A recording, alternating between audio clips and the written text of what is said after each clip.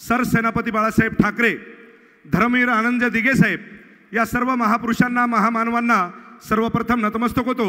आणि आज शासन आपल्या दारी काम करते लय भारी या कार्यक्रमाला उपस्थित आपल्या सर्वांचे लाडके, अनाथाचा नाथ, गोरगरिबांचा नाथ या व्यासपीठावरती आपल्याला संवाद साधण्यासाठी सन्माननीय महाराष्ट्राचे मुख्यमंत्री आदरणीय एकनाथभाई शिंदे, तसेच आपल्या हिंगोली जिल्ह्याचे पालकमंत्री आदरणीय अब्दुलजी सत्तार साहेब, आपल्या हिंगोली लोकसभेचे भाग्यविधाता, तडून तडपदार आणि गोरगरिबाचा कैवारी आमचे खासदार हेमंतजी पाटील साहेब, आपल्या हिंगोली विधानसभेचे आमदार आदरणीय तानाजीरावजी मुटकुळे साहेब, बाजूच्या विधानसभेचे आमदार आमचे भाऊ राजूभाऊ नवगरे साहेब, आमचे विपुलजी बाजुरिया असतील, रामजारावजी वडकुते असतील, त्याच्यानंतर बालाजीरावजी कल्याणकर असतील, गजानरावजी घुगे असतील, आमचे ॲडव्होकेट शिवाजीरावजी माने साहेब असतील, सर्व आणि आमचे मठाधीश, सर्व सन्माननीय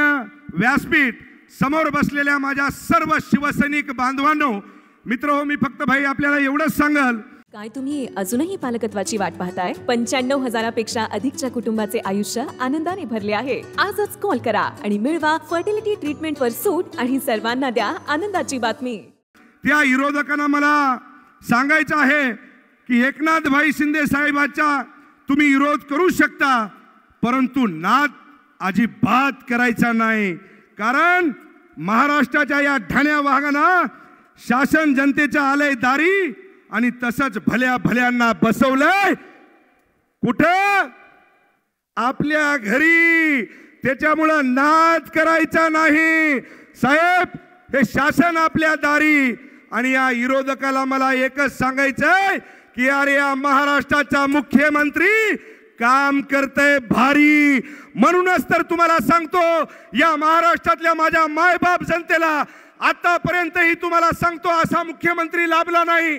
अरे पायात जर काटा रुचला तर माझ्या मुख्यमंत्र्याच्या हृदयामध्ये तुम्हाला सांगतो दुखापत होती, असा मुख्यमंत्री तुम्हाला सांगतो कुठे लाभला नाही। म्हणून मित्रो ध्यानात ठेवा, ही जी जनसामान्याची यात्रा, हे शासन आपल्या दारी साहेब, शासन आपल्या दारी नाही, हे शासन वाड्या तांड्यामध्ये तुम्हाला सांगतो की शासन आपल्या दारी नाही, शासन घरापर्यंत चुलीपर्यंत हे माननीय महाराष्ट्राचे मुख्यमंत्री आदरणीय एकनाथभाई शिंदेच्या माध्यमातून पोहोचले।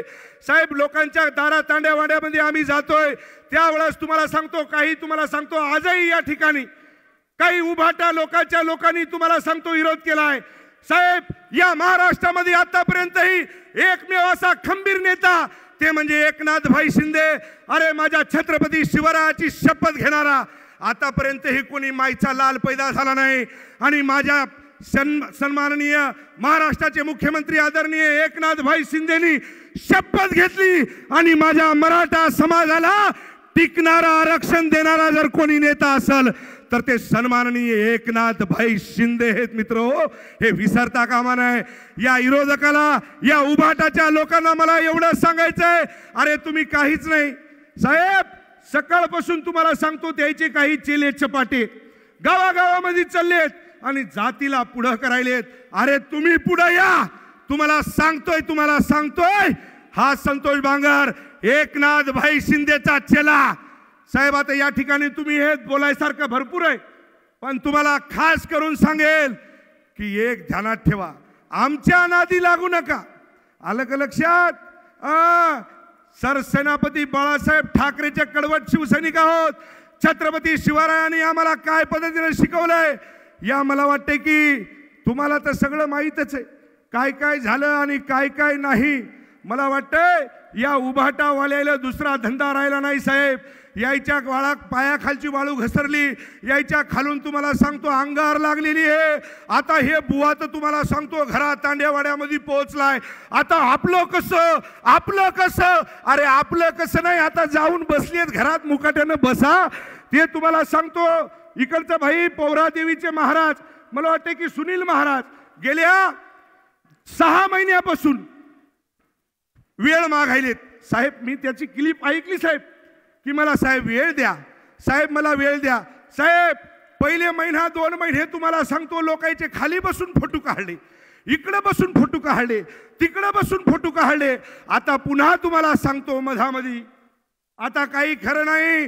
म्हणून साहेब, या महाराष्ट्रातली जनता आणि तुम्ही आमच्यावर विश्वास ठेवा.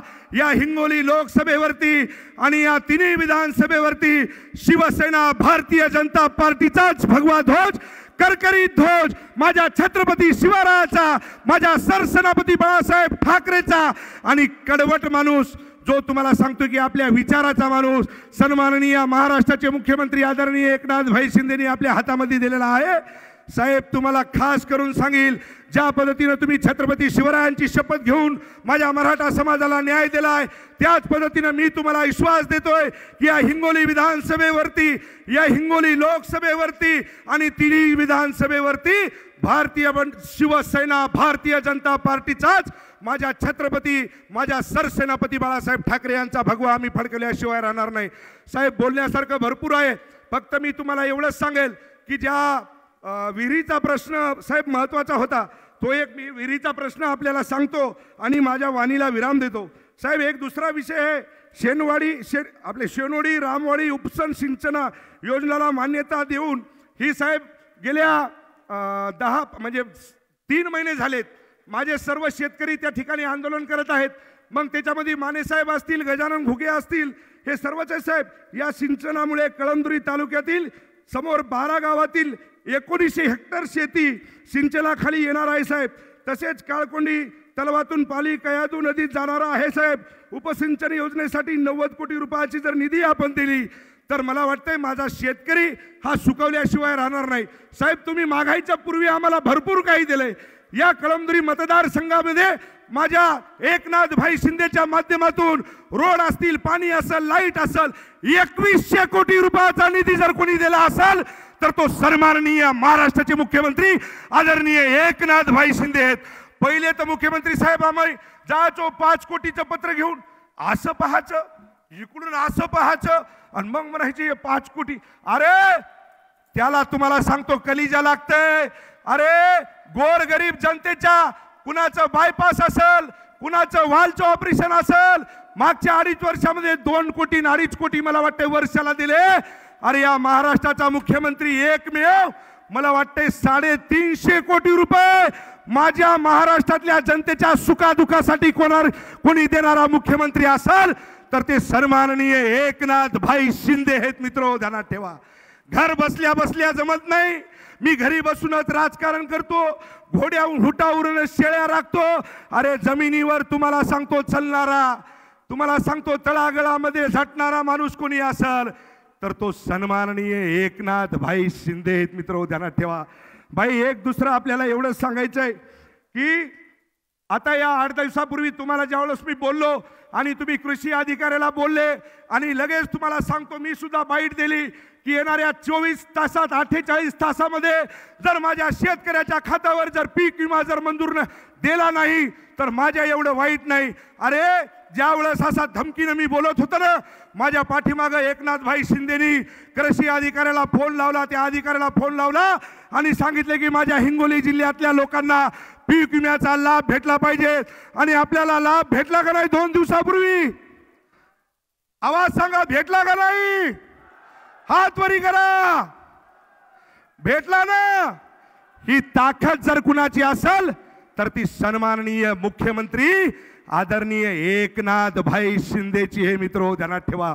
म्हणून साहेब, मी फक्त आपल्याला एवढेच सांगेल की डॉक्टर बाबासाहेब आंबेडकर कृषी योजना या बिरसा मुंडा कृषी क्रांती योजनेतील दलित आदिवासी शेतकरी बांधवांना सिंचन विहिरी दिल्या जातात.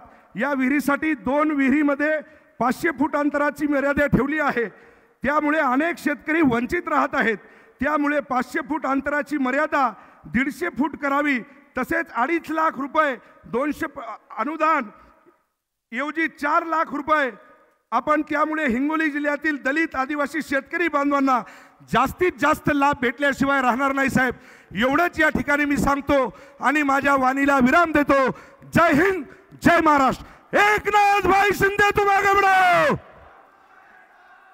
आवाज कसा आला पाहिजे हे तुम्हाला सांगतो. उभाटावाले, विरोधकावाले, एकनाथभाई शिंदे तुम्हाला बढाओ. एकनाथ भाई शिंदे तुम आगे बढ़ो। जय हिंद, जय महाराष्ट्र।